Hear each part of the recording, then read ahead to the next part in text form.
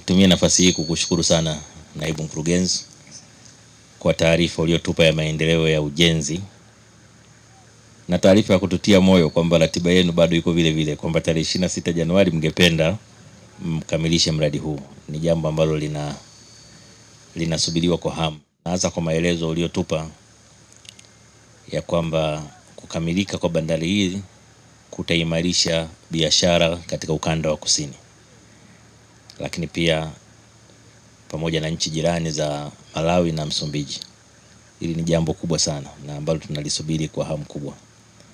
Ukweli kwamba Mheshimiwa Rais alikuja mwenyewe mwezi Septemba mwaka jana kuweka jiwe la msingi, maana yake ni kwamba Mheshimiwa Rais anatoa umuhimu wa pekee katika kukamilika kwa bandari hii, na Mheshimiwa Rais anatambua jinsi ambavyo itasaidia wananchi wa ukanda wa kusini katika kujiletea maendeleo. Kwa hiyo tunaomba nyinyi wenzetu wa TPA mnapolisimamia hili mjue kwamba mnafanya jambo ambalo ni jema kwa taifa letu, ambalo litaenda kuleta maendeleo. Kwa hiyo mlisukume kwa nguvu zenu zote.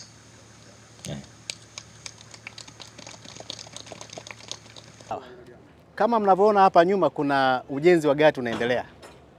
Gati hili litakuwa na sehemu mbili. Kwa maana hiyo jet. Upande mmoja unaweza ukaegesha meli na upande wa pili unaweza ukaegesha meli.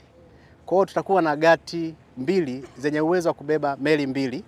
Kila meli itaweza kuwa na uwezo wa tani 5,000.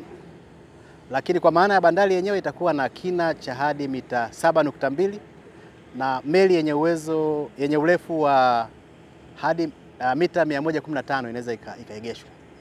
Na hizi meli zitakuwa ni za mzigo mchanganyiko, kwa maana ya makontena pamoja na mzigo mwingine mchanganyiko. Na tunatarajia kwamba wateja wetu wakubwa watakuwa ni nchi ya Malawi pamoja na kaskazini mwa nchi ya Msumbiji, ambako meli zetu za Ziwa Nyasa zitaweza kutembea.